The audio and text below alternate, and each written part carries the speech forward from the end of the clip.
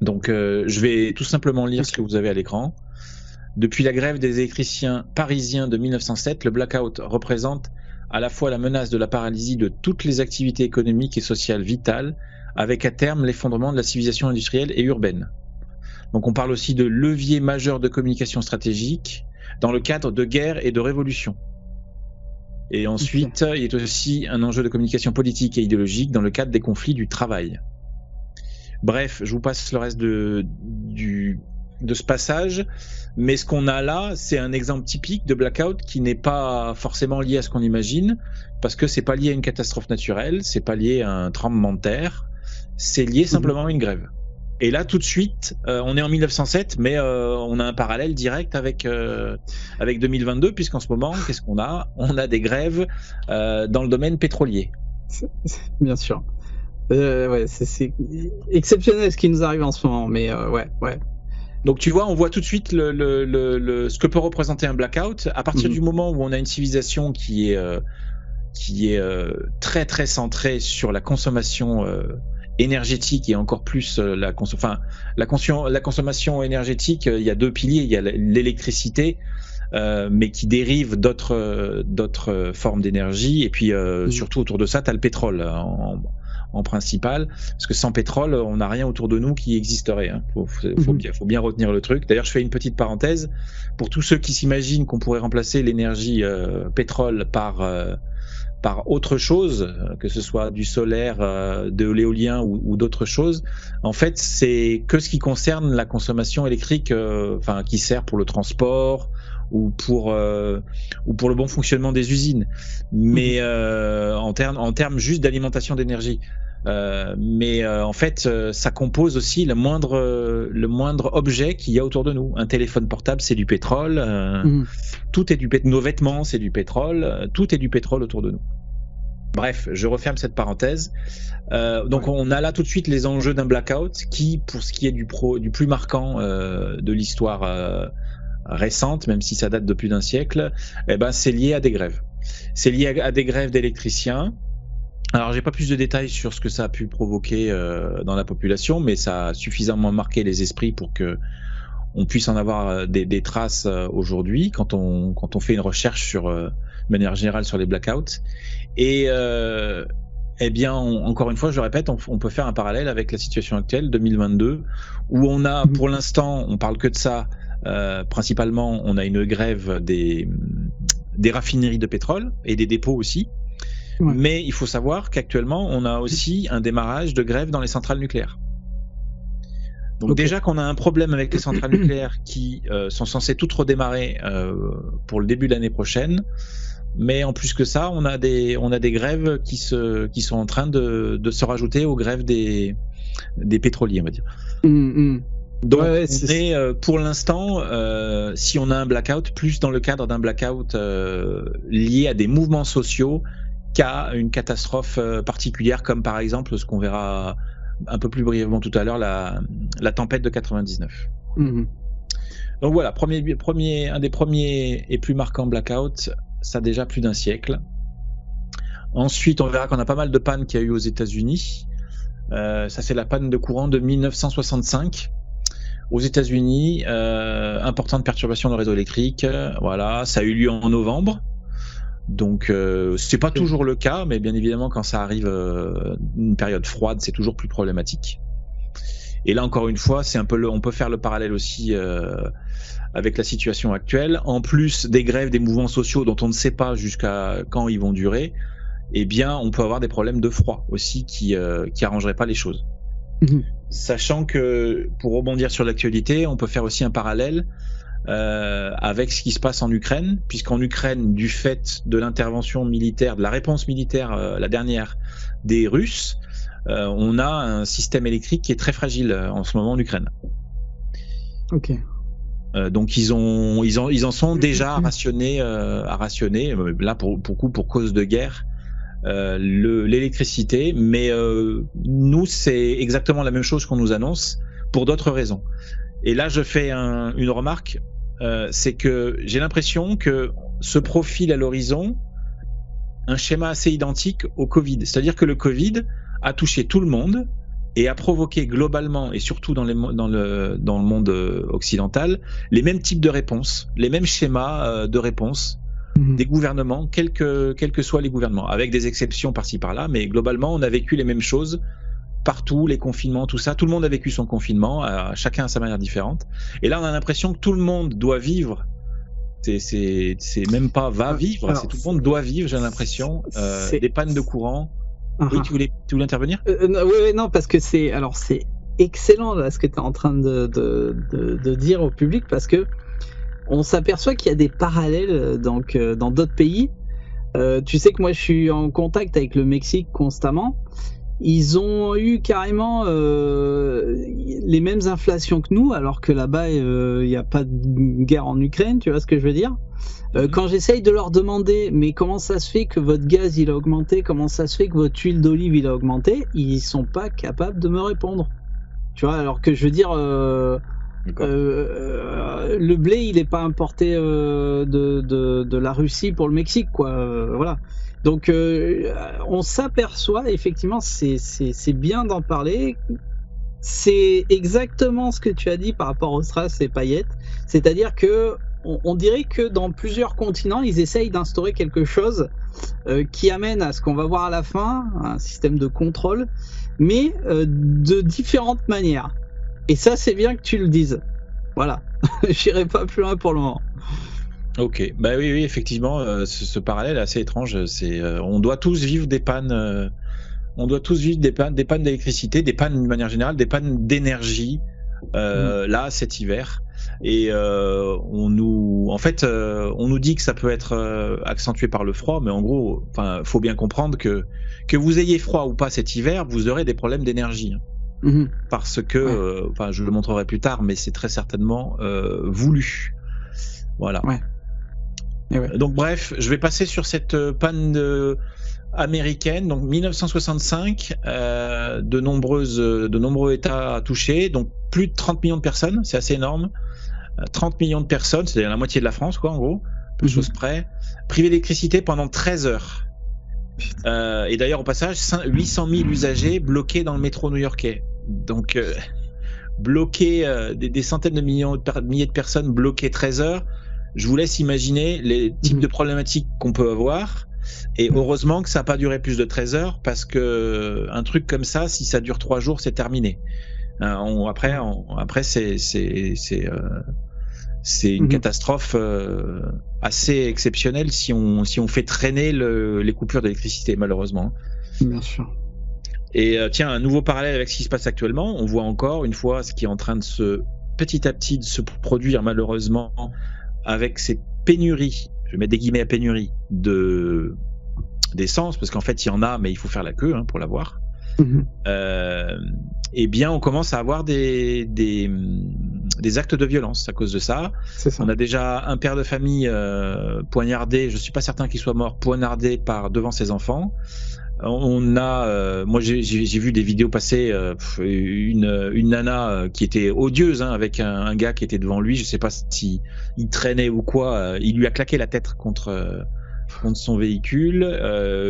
On a dans une certaine banlieue des racailles qui se sont mis en fait à faire la loi et à rationner eux-mêmes l'accès aux pompes. Donc voilà, là on n'a pas de panne d'électricité, on n'a même pas spécialement de pénurie d'essence, on a un problème d'accessibilité à l'essence, ce qui n'est pas la même chose. Et déjà on a de la violence. Déjà on a de la violence et des morts potentielles. Donc je vous laisse imaginer malheureusement ce que ça peut donner, un truc comme ça, si ça dure. Et pour ce qui est de l'électricité, je le répète, mais 2-3 jours sans électricité, surtout dans les grandes villes, c'est le chaos total, malheureusement. Ouais.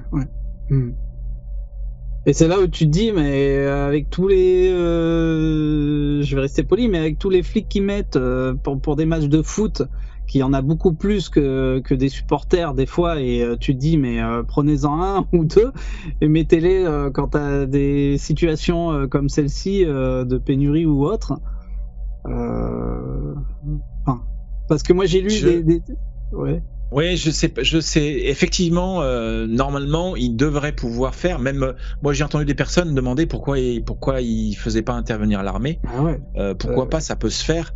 Je Bah. pense qu'il y a une telle défiance des Français en fait, avec ce qui s'est passé notamment pendant la crise du Strass et Payette, bah là, les forces de l'ordre étaient quand même très très actives pour contrôler les masques, les passes sanitaires et compagnie. Oui, ils pourraient avoir autant de zèle à contrôler un petit peu ce qui se passe en ce moment.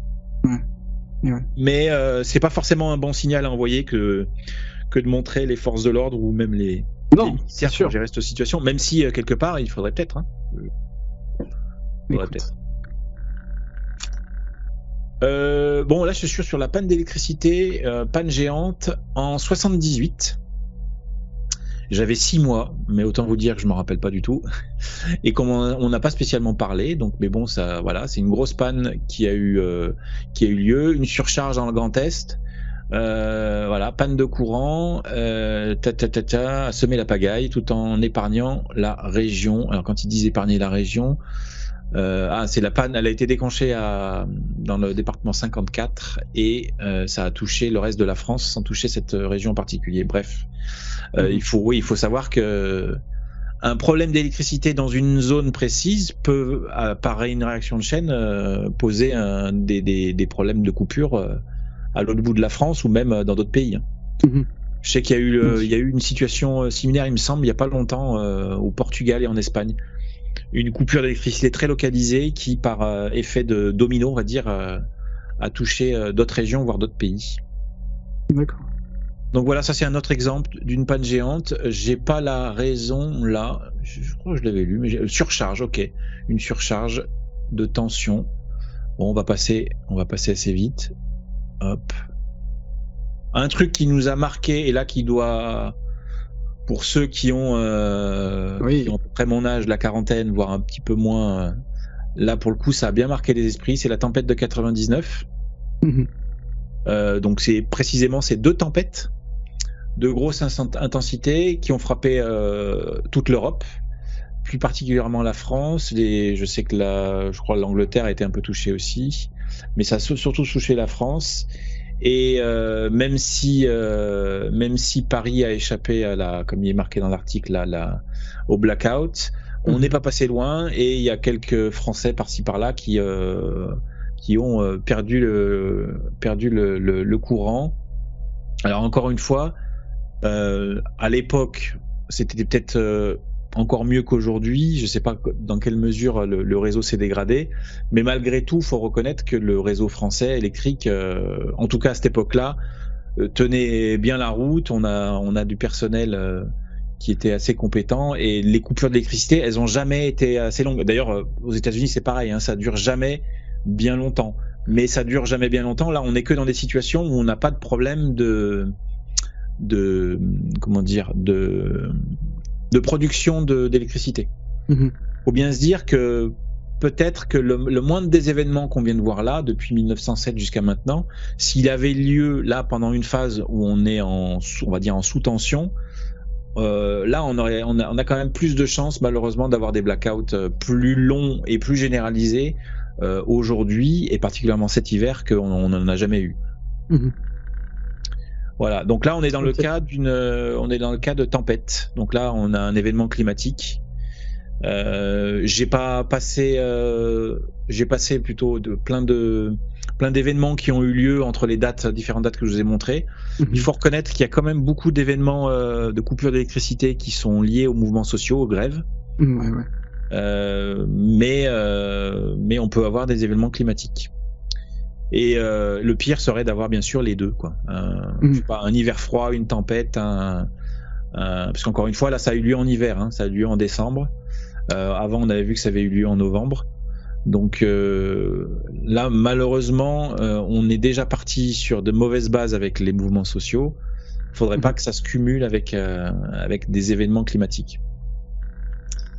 C'est là où ça fait peur, parce que comme le pétrole c'est la base un peu de tout, va savoir si ça va si ça va faire aussi cet effet domino sur d'autres mouvements sociaux. Enfin, Bah, d'autant plus qu'il y a tout un tas de trucs qui sont en train de se passer. Là, il y a pas longtemps, alors on nous explique que la Russie est faible.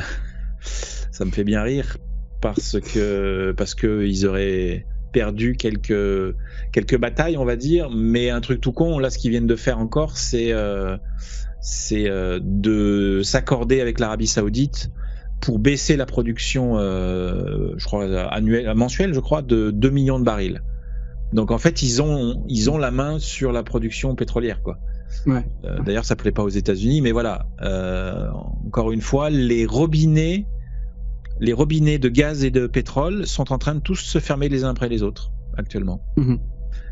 Par deux effets. L'effet du fait que l'Europe ne veut plus commercer sur le gaz et le pétrole avec la Russie, poussé bien sûr par les États-Unis, et que les États-Unis sans doute font des attaques ciblées sur des gazoducs pour vraiment verrouiller l'alimentation en électricité. Mhm. Oui, Donc, encore une fois, on a un gros effet domino qui se met en place, hein, malheureusement. Bien sûr, les grèves, bien sûr. le conflit ukrainien, le fait que les États-Unis, alors je fais une petite parenthèse là-dessus, mais pour moi les États-Unis, l'analyse est assez répandue. Les États-Unis sont en train de couler l'Europe pour pas couler avec elle. Même si ça peut ne les préserver que quelques mois ou peut-être 1 ou 2 ans.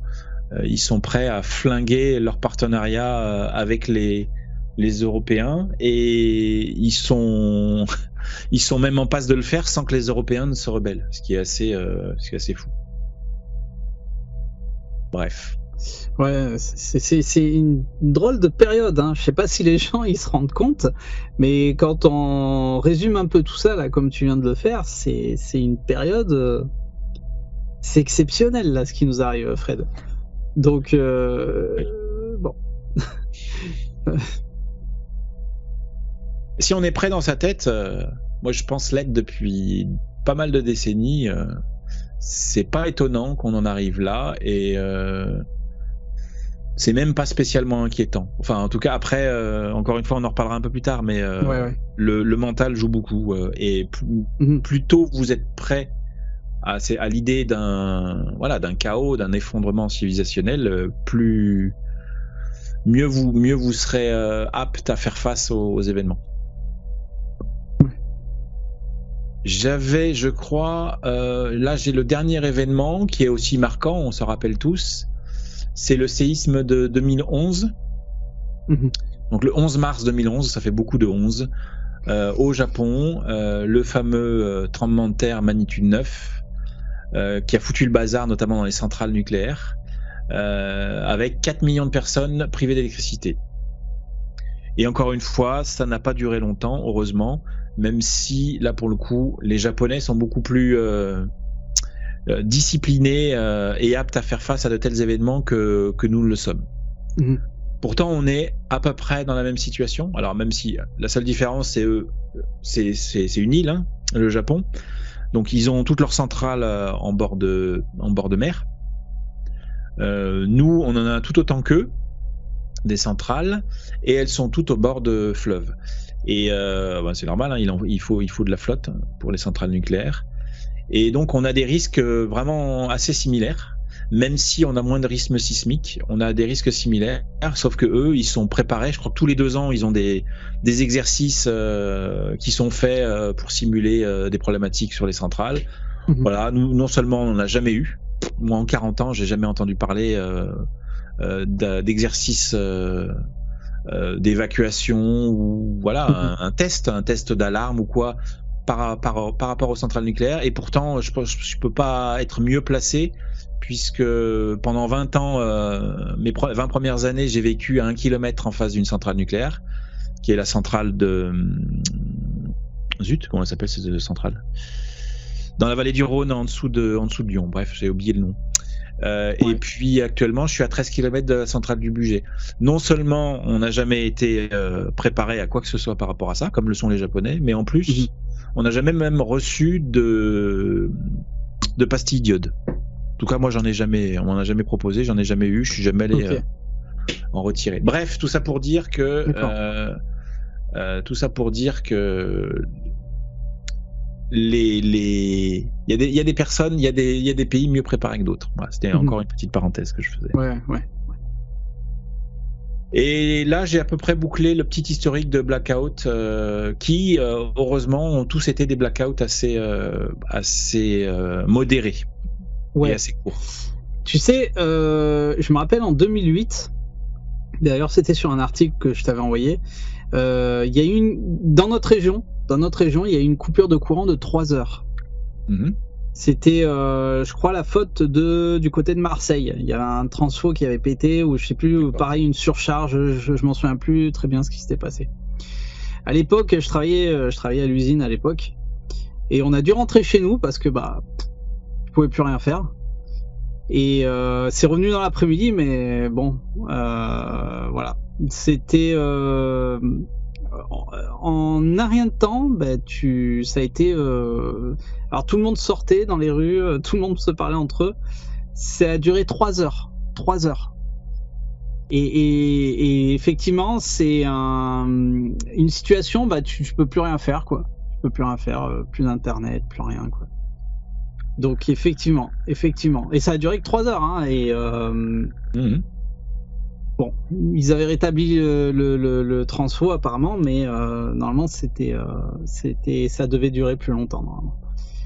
Donc j'imagine si ça dure genre 13 heures, c'est horrible. Ou alors il faut vraiment s'accrocher, attendre et être patient. Donc là, si on se tape des blackouts de quelques jours, voilà. À minima, ce qu'on nous annonce, c'est si tu prends la Suisse, qui est pas si loin de chez moi, il prévoit quand même 4 heures de coupure d'électricité toutes les 4 heures, ce qui est pas rien. Et en France, il nous annonce pour l'instant 2 heures de coupure de temps en temps, par-ci par-là, pour soulager le réseau, puisqu'en gros, il manque 10 à 15% d'électricité pour cet hiver. En gros, c'est ça. Il manque 10 à 15% de consommation. Voilà. C'est pour ça qu'ils nous appellent, on verra ça après, à faire des efforts d'ores et déjà sur nos consommations. Des trucs basiques qu'on devrait tous faire, mais voilà, ils vont nous saouler entre guillemets avec ça. Et ouais, malheureusement. Ouais, donc Fred, on a fait une petite pause là. Là, tu viens de me montrer donc. C'est comme ce qu'il y a comme application que vous pouvez mettre sur vos téléphones en ce moment pour la pénurie donc d'essence. Et tu m'as montré un truc là encore, Fred, et on l'a vu comme ça en direct, et on se dit mais jusqu'où ça va aller. Donc tu peux expliquer vite fait. Oui, donc ça c'est un truc. Il y en a beaucoup en ce moment qui doivent être dessus. Pénurie.monessence- pénurie-monessence.fr. De toute façon, vous tapez ça dans votre moteur de recherche, vous allez vite trouver. Il y en a un deuxième qui est celui du gouvernement, mais qui a priori est moins fiable. Et vous avez en rouge les stations-service en rupture totale d'essence et en orange les stations-service en rupture partielle. Bon, sachant que par exemple, je vais pas y aller parce que ça risque de laguer un peu, mais moi si je vais dans ma région là, je suis entre Lyon et Genève, autour de moi il y a a priori quasiment plus de gazole.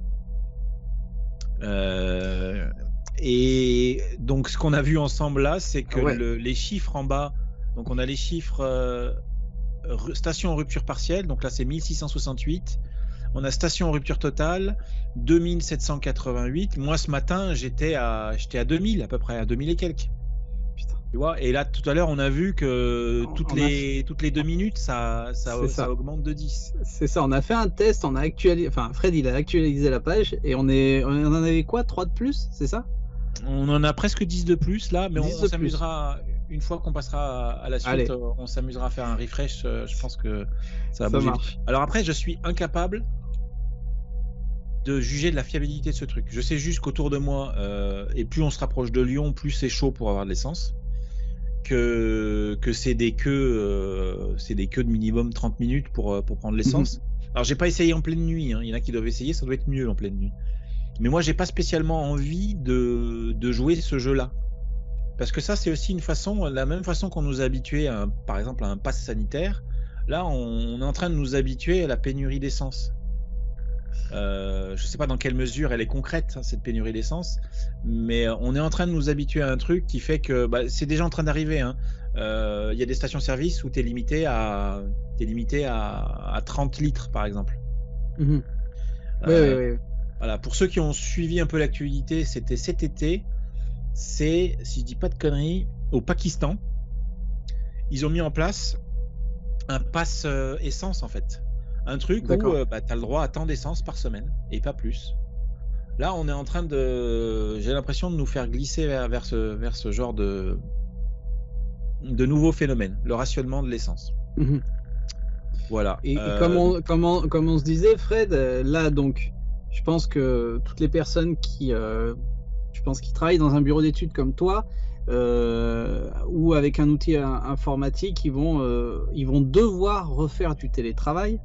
Et on se disait avec Fred, justement, mais tu vois, Fred, là, encore une fois, on utilise les mesures qui ont été appliquées il y a 2 ans, ou même l'année dernière, et on dirait que c'est fait exprès, c'est-à-dire ils ont mis en place ce qui existait et ce qui n'était jamais exploité, donc le télétravail, et puis là, ils vont l'utiliser, tu vois. Ils vont se dire, bon, ok, on a ce problème-là qui est phénoménal. Alors, moi, je trouve qu'on est dans une situation exceptionnelle en France. Entre ça, on nous annonce qu'il n'y aura plus de courant l'hiver, qu'on aura des coupures, qu'on aura ceci, cela, des pénuries. Il y a tout qui va être engendré. Je t'avais envoyé un article, Fred, où on parlait de pénurie de médicaments aussi. Oui. Franchement, je sais pas où on va, mais il faut que les gens faut vraiment que les gens se posent des questions. Et voilà, ils vont mettre en place ce qu'ils ont exploité depuis 2-3 ans. C'est magnifique. Ouais, c'est clair. C'est clair. Là, ça ressemble on a l'air de tendre vers un confinement énergétique. Et d'ailleurs, ça c'est un signe, hein, certains journalistes commencent à en parler sur les plateaux de télé. Je crois que c'est l'Autriche qui prévoit ça, un confinement énergétique pendant l'hiver. Donc, comme tu le disais juste avant, oui, d'ores et déjà, le gouvernement français repréconise le télétravail. Ça montait jusqu'à 4 voire 5 jours de télétravail par semaine. Hein. Je crois que c'était imposé à 3 minimum. Moi, dans l'entreprise dans laquelle je bosse actuellement, on est limité à 2. Mais on voit qu'avec l'histoire des pénuries d'essence, ça c'est en train de revenir, avec plus de télétravail. Et je pense qu'on va tendre vers ça vers l'hiver. Ce qui est dingue, comme tu disais, c'est que en fait on nous prépare. C'est presque vicieux ce truc, si c'est planifié bien sûr. C'est que on nous prépare à un hiver peut-être difficile s'il fait très froid et si on rouvre pas toutes les centrales. Et en fait, dès le début de l'automne, on se prend cette pénurie d'essence. Tu l'as dit aussi, pénurie de médicaments. Ça, c'est assez problématique parce que très vite, ça peut causer des morts. Et puis pénurie d'électricité, ça pourrait arriver plus tôt que prévu aussi. Donc oui, c'est pas folichon tout ça. Après, bon, va falloir prendre ceux qui peuvent télétravailler, tant mieux pour eux. Ceux qui peuvent pas, ouais, je me mets à la place des gens qui sont obligés d'aller au travail tous les jours. Ça, c'est tendu, quoi. C'est sûr. On fait un petit refresh du truc avant de poursuivre. Si tu veux, ou on le fait plus tard, comme tu veux, Fred. Alors on pourra y retourner après. À l'arrière, je laisserai la page ouverte. Ouais. On est à 2788 stations en rupture totale. Et là, si je fais un refresh, c'est-à-dire même pas 10 minutes après, on est à 2801. Voilà. D'accord. Donc ça bouge sans cesse. Hein. On va passer la barre des 3000 cette nuit, je pense. Ouais. Je sais pas combien il y a de stations-service en France, mais voilà. Là, c'est exceptionnel. Franchement, je m'attendais à des continuités, si tu veux, par rapport aux Strass et paillettes. Je m'attendais pas à des choses comme ça. C'est incroyable. Et ça va vite, hein, mais on est en pleine accélération, tout simplement, de l'histoire, quoi. Incroyable. Que ce soit les artisans ou si c'est, je sais pas, si c'est quelque chose de non piloté, peu importe, c'est un phénomène qui est en train de s'accélérer plein but, quoi. Ouais, les gens ils connaissent ça, compteur Linky. Magnifique. Hein, magnifique compteur Linky avec une belle couleur vert fluo. Oui, ou jaune fluo, ça dépend comment tu vois le truc. C'est ça. Genre couleur bio, couleur verdure. Donc Linky, c'est un truc pareil qui tombe à point nommé. Hein. Linky, c'est un truc qui est développé juste avant Covid, développé sur tout le territoire français, qui est développé et installé chez les gens de manière assez brutale. Et c'est clairement, ça a été reconnu. Hein. C'est-à-dire qu'il y a eu des pressions, il y a eu vraiment des menaces de fait pour mettre en place très rapidement ce compteur Linky chez un maximum de gens. Alors je sais pas combien il y a de réfractaires qui n'ont pas eu ce compteur Linky, mais je crois que la majorité des gens y ont eu le droit de gré ou de force. Pour la petite histoire, moi j'ai eu la chance de tomber nez à nez avec le mec qui était en train d'essayer de me l'installer. Donc j'ai pu le refuser, non sans mal, mais j'ai pu le refuser alors qu'en plus il était le compteur il est installé à l'extérieur de ma maison, donc normalement j'aurais pas dû y échapper, mais le hasard de la vie a fait que je suis tombé pile sur l'installateur, donc j'ai pas ce truc. Ok. Mais voilà, force est de constater qu'on l'a tous, plus ou moins. Et moi je l'ai, Fred. Hein. Je l'ai, pardon, je fais une parenthèse. Moi je l'ai, et tu vois, j'ai fait le test parce que j'avais lu pas mal d'articles et d'explications sur ce compteur avant de l'avoir, et je lisais beaucoup plus de choses négatives que positives sur ce compteur. Donc je me suis dit, bon, je vais rien faire, je vais pas m'opposer, je vais rien faire, tu vois, parce que tu vois le truc, c'est-à-dire je vais faire la sourdine. Et ils ont essayé, donc il fallait que je donne une date de rendez-vous pour que l'électricien vienne, en fait, enfin l'installateur vienne me changer le compteur. J'ai laissé traîner, ils m'ont rappelé je sais pas combien de fois, j'ai pas répondu, ils m'ont laissé des messages, j'ai jamais rappelé. Et puis je rentre du boulot un jour et paf, j'avais un gros papier dans ma boîte aux lettres, le compteur était installé. Waouh. Voilà. Donc je pense que c'est arrivé à pas mal de gens. J'ai parlé avec beaucoup de gens qui m'ont dit quasiment la même chose. Et malheureusement, les personnes qui sont pas propriétaires comme moi, on n'a pas le choix. Voilà. C'est pas nous qui décidons.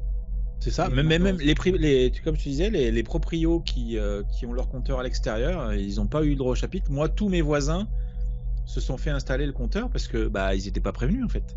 On savait que ça allait arriver, mais moi j'étais sur le qui-vive, mais après je pouvais pas être tout le temps devant chez moi. Voilà, c'est vicieux quand même. Tu vois, on est dans une époque, c'est vicieux. Et c'est ça qui me fout la rage, parce que ils ont réussi malgré tout à installer leur merde. Tu vois ce que je veux dire? Et je vais pas peser mes mots là-dessus. Et là, on se fait, mais je vais rester poli, Fred, mais on se fait entuber. Hein? Disons qu'on nous disait qu'en aucun cas ça servirait à piloter un petit peu ce qui se passe chez nous. Là, pour l'instant, ce qui se passe, c'est rien. Hein. C'est rien, vraiment. Piloter le ballon d'eau chaude, il y a rien de bien méchant et c'est même logique de faire un truc comme ça. Mais c'est qu'un premier pas en fait. Mais c'est ça. Ça qu'un premier pas. Il n'y a pas de. Moi, je préfère de moi-même faire les efforts qu'il faut pour réduire ma consommation d'électricité. Je sais très bien qu'il y a plein d'endroits où on peut gratter, et tant mieux pour nos factures. Mais j'ai en aucun cas envie que des gens commencent à le faire à ma place, en fait. Tout à fait. Mais on est vu, parce que là, encore une fois, c'est une forme de démagogie que je ne supporte pas. On est vu d'une façon comme si qu'on était stupide ou des mauvais enfants. Tu vois ce que je veux dire? Je veux dire, on consomme pas non plus énorme. Enfin, moi personnellement, ma facture d'électricité, c'est pas quelque chose d'énorme. J'arrive à la maîtriser. Il y a des choses des éléments que j'active manuellement. Hein. Voilà, on a des heures creuses, des heures pleines, voilà, hein, c'est à nous de faire le choix. On n'est pas non plus des gros consommateurs d'énergie, bordel. Tu vois ce que je veux dire? Et effectivement, ce que tu dis, on n'a pas besoin de la main du gouvernement pour s'en sortir ou pour faire des économies. Hein. Voilà. Enfin, j'ai du mal à dire économie d'énergie. Ça, j'ai du mal. C'est pas quelque chose de palpable. J'ai du mal à le dire. Mais on peut très bien le faire, effectivement. On peut très bien le faire. On n'est pas des mauvais enfants, on n'est pas cons. Voilà. Et pourtant, comme tu dis, on est pris comme tel. On voit, tiens, là, j'ai mis des extraits d'un article là, on voit que il va y avoir des bons points, des primes énergie. Donc c'est marqué allant de 30 à 120 € pour les bons élèves. Voilà, donc exactement comme à l'école. On n'arrive pas encore à avoir des mauvais points, mais déjà des bons points de prévus. C'est-à-dire, ça sera décompté de tes prochaines factures, ou c'est quoi le délire? Des réductions après coup, je sais pas. Ou ils te donnent des tickets resto, ou ils ont quoi en tête là, ces gens-là? Ils ont en tête de modifier nos habitudes pour le bien commun. Le problème, c'est que on sait où ça peut mener. Hein. Ça peut mener clairement, on en parlera plus tard, au crédit social à la chinoise. C'est vers ça qu'on va tendre avec ça, malheureusement. Et là, encore une fois, je dis, c'est rien. Hein. Ceux qui ont Linky, rassurez-vous. De toute façon, vous l'avez. Maintenant, c'est fini. Hein. Il n'y a pas de retour en arrière. Voilà, c'est pas bien méchant cette histoire-là. En bidouillant en plus, il y a moyen de le parasiter, notamment si vous commencez à avoir quelques petits panneaux solaires, à produire par-ci par-là un peu votre propre électricité. Il y a moyen de perturber la capacité qu'ils ont de lire ce qui se passe chez vous. Parce que ce qui est sûr, c'est que avec ce compteur Linky, on peut savoir assez précisément ce que vous faites chez vous. Ça peut aller vraiment très très loin. Et on parle pas encore des appareils connectés qui vont tôt ou tard débarquer, le frigo connecté, la cafetière, la machin, truc, effectivement. Ouais, on n'en est pas encore là, mais déjà ils peuvent faire une bonne lecture de ce qui se passe chez vous avec ce truc. Et d'ailleurs, pour info, on en a parlé, maintenant on parle de faire la même chose avec vos box internet. Ouais. Voilà. Tout à fait. Alors, effectivement, comme tu l'as dit, ils ont pas tort. Bien sûr. Même la box internet, faut la couper, hein, coupez-la le soir, il n'y a pas de souci. Hein. C'est ça. Bon, moi je me sers énormément de l'internet chez moi, donc ça m'arrive de la couper. Je la coupe très peu, mais ça m'arrive de la couper. Donc quelque part, ils ont raison de faire ça. T'es au travail, tu te sers pas de ton internet chez toi. Ils ont raison. Tu vas me dire, une box, ça consomme pas beaucoup. Mais 40 millions de box éteintes, eh ben, t'arrives à économiser. Je suis d'accord. Mais là, encore une fois, t'as ce système de contrôle. Hein. Je le vois depuis quelques mois sur mon service internet. Il y a des accès de sites que je n'arrive plus à effectuer. Donc s'ils veulent, ils peuvent. Hein, je suis obligé d'utiliser un VPN ou un DNS différent pour accéder à ces sites. Hein, attention, je fais rien de particulier. C'est des sites que certains sites, ils te disent ceci n'est pas accessible dans votre pays. Voilà. Donc, s'ils veulent, ils peuvent. Et c'est un système de contrôle qui va crescendo. Donc là, on l'a vu avec le Linky, et on le voit avec les box. C'est quand même fabuleux. Effectivement, et là, je suis d'accord avec toi, Fred, on arrive à un système de contrôle chinois. Je sais pas pourquoi, il faut copier les Chinois. Bon. Et c'est soft, hein, c'est en mode soft hein, pour l'instant. Encore une fois, hein, je répète, hein, le ballon d'eau chaude, la box, vous pouvez le faire vous-même. Mais c'est histoire de nous habituer, encore une fois, de la même façon qu'on nous a habitués petit à petit à tout un tas de mesures pendant la crise sanitaire. Là, c'est pareil. Pour notre bien, on met en place des outils qui sont pas retirés une fois que le truc est passé, quoi. Et là, en l'occurrence, ça ne passera pas, hein, parce que les gouvernements nous annoncent 5 à 10 ans. Ça, c'est le gouvernement belge qui annonce ça, 5 à 10 ans de problématiques graves énergétiques, notamment pendant l'hiver. Donc, c'est pas comme le Covid, ça va pas durer 2 ans, hein, malheureusement. Ouais. Voilà. Et pour info, j'ai vu passer un sondage qui vaut pas grand-chose, hein, sans doute, mais sur un truc qui posait la question à un panel de Français: est-ce que vous êtes pour ou contre mettre des sanctions pour les personnes qui font pas assez d'efforts au niveau énergétique? Et la réponse a été, je crois, je crois 60%, dans les 60%.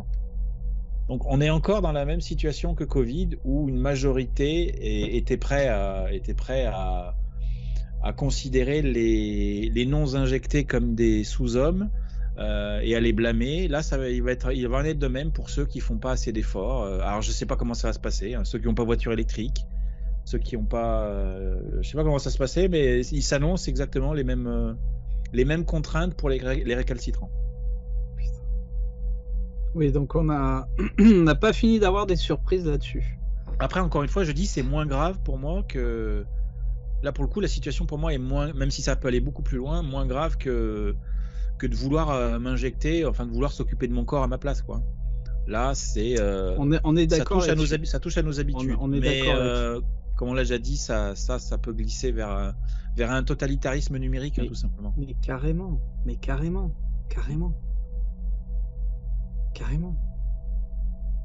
C'est hallucinant. Je sais pas si tu te rends compte, en fait, cette histoire de strass et paillettes qui, en fait, ça a ouvert toutes les portes. Oui. Ça a ouvert toutes les portes, en fait. Tout à fait.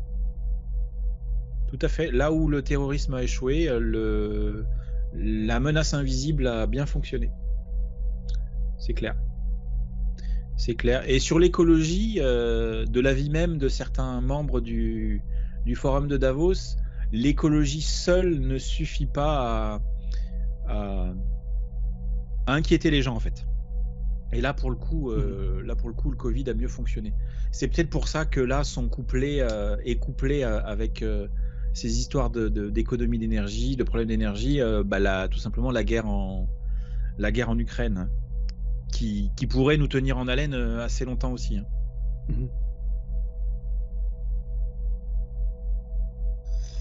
Je passe au slide suivant. Vas-y. Allez. Alors, on a toujours un compteur Linky à l'écran, mais là, alors ça, c'est un truc, je l'ai rajouté tout à l'heure avec toi.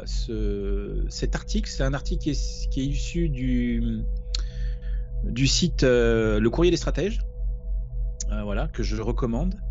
Il y a aussi une page Telegram associée qui s'appelle Restez Libre, que je vous recommande d'aller consulter, parce que c'est vraiment des bonnes analyses et des bons articles. Et donc là, en l'occurrence, en plus, ça date du 10 octobre, hein, donc c'est tout frais. Où j'ai fait la connaissance, je vais être assez bref, d'un rapport gouvernemental qui s'appelle Stratégie nationale bas carbone, qui a été rédigé en mars 2020, donc tout début du confinement, c'est vraiment, ça tombe à point nommé, adopté par décret le 21 avril 2021 et qui a été publié au journal officiel uniquement le 21 juillet 2022, donc c'est très très récent. Et là-dedans, en fait, je la fais court, il y a une stratégie bas carbone, donc qui dit stratégie bas carbone dit diminution de consommation énergétique, tout simplement. Voilà, donc c'est un des titres d'article, un des titres de paragraphe, urgence d'une bascule énergétique à court terme. Le dépassement pourrait s'aggraver pour le deuxième budget carbone de 2019 à 2023, adopté en 2015. Donc en gros, en 2020, ils disent il faudrait vite agir parce que la première tranche 2019-2023, les chiffres sont pas bons. Et si vous regardez en haut à droite, il y a un graphique issu de ce rapport où on voit entre 2020 et 2025 ce qu'il est prévu comme diminution de production énergétique, en fait. En tout cas, on parle des énergies fossiles. Donc gaz, pétrole et charbon. Ouais, mais là, pour le charbon, c'est mal barré, hein, parce que l'Allemagne s'en resserre à plein but. La Russie aussi rouvre des centrales à charbon. La Chine, n'en parlons pas. Ouais. Donc, mais au moins le pétrole et le gaz. Et donc on voit une réduction, je crois que c'est dit quelque part, voilà, une réduction de 33% prévue entre 2020 et 2025 de nos émissions à effet de serre, et donc en diminuant notre consommation énergétique. Sauf que je sache, on nous en a pas parlé en 2020 en plus, on avait d'autres choses à parler, bien sûr. Il y avait le strass et paillettes, eh bien, il se trouve que correspond à cette urgence l'arrivée des pénuries, et notamment l'arrivée très, très récente de la pénurie, en tout cas en France, mais bon, ça va être international, hein, de pétrole. Donc c'est à se demander, après c'est l'interprétation que fait l'auteur de cet article, peut-être que c'est une surinterprétation, mais c'est à se demander si on n'a pas en fait une planification des pénuries pour répondre à cette stratégie bas carbone. Donc il le savait, il le savait, il le savait. Même pour la consommation d'énergie, ils le savaient. Et en plus, ils sont un peu cons, même très cons, parce qu'ils savent qu'en 2020, on était en confinement, donc il y a eu obligatoirement un pic de consommation d'énergie. Alors, il faut savoir que pendant la période Covid, les confinements, surtout le premier, mais bon, il y en a eu un en octobre aussi, l'impact que ça a eu sur la diminution d'énergie, c'était 8%. Ok ? Donc tous les confinements qu'il y a eu, les arrêts d'industrie, etc., les gens qui sont rentrés chez eux sans travailler, hein, ça a eu un impact de diminution de 8%. D'accord, donc ce qui est d'accord. Ce qui est pas mal, sauf que pour cet hiver, le gouvernement parle de 10%, EDF parle plutôt de 15%. Donc ça n'a rien à voir. Ça veut dire qu'il faudrait en fait des sortes de confinements encore plus durs que ceux de 2020 pour en arriver à cette diminution de 10 à 15%. C'est de la pure logique, c'est des maths tout ça. On a fait 8% avec les confinements sanitaires. On doit faire 10 à 15%, d'où forcément une sorte, d'une manière ou d'une autre, de confinement énergétique. Ça me paraît imparable. Et si en plus on prend la stratégie là de faire baisser de 33% là pour le coup entre 2020 et 2025, bah là c'est encore pire, hein, les efforts à faire. Donc pour moi clairement c'est peut-être mal interprété, mais pour moi c'est en fait peut-être pour des bonnes intentions, c'est ils nous font avaler des couleuvres sur toutes les pénuries actuellement, notamment principalement énergétiques, mais c'est simplement pour atteindre des objectifs écologiques, quoi. On reviendra dessus à la fin, Fred, parce que là, il peut y avoir d'autres scénarios. Hein. Ouais. Et je pense qu'il y a plusieurs scénarios qui s'interconnectent.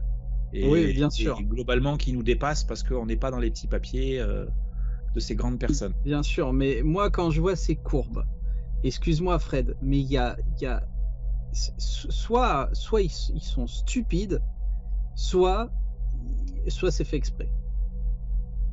Dans le cas contraire, après, on peut faire appel à des stupides pour faire exprès. Pas mal. Tu fais appel à des gens de plus en plus stupides et corrompus, tout ce que tu veux, mais tout en pilotant le truc. Alors après, moi, je suis pas pour dans l'idée d'une planification parfaitement maîtrisée. Hein. Ça peut échouer, hein, leur truc. Parce qu'on verra. Après, si on fait la connexion avec ce dont on parlait sur le grand reset, pour moi, l'objectif, au-delà en apparence, ça pourrait être des histoires d'écologie, de lutte contre le réchauffement climatique, le changement climatique, tout ça. Ça pourrait être ça. Mais derrière ça, après, je sais pas si on en parle facilement là sur la chaîne, mais il y a d'autres stratégies qui peuvent aller avec l'écologie de réduction de certains habitants de la planète. Pour ne pas trop on va voir ça à la fin, Fred. Ça marche.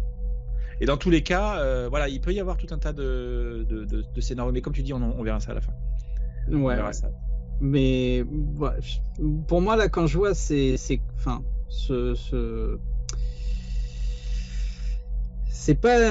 pas une courbe, hein, c'est un, je sais plus comment on dit.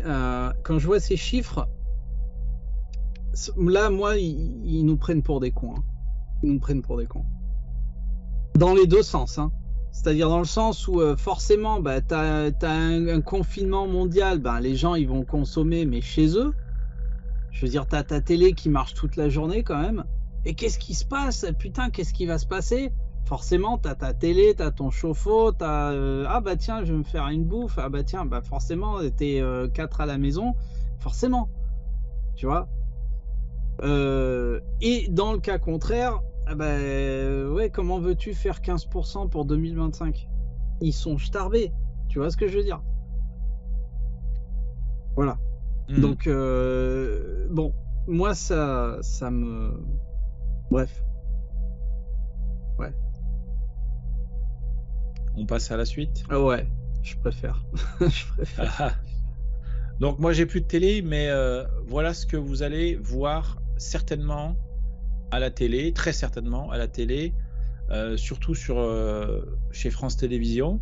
Mais à mon avis, ça va être sur toutes les chaînes, hein. S'ils foutent sur France 2, France 3, hein, ce sera partout. Mmh. C'est la météo de l'électricité.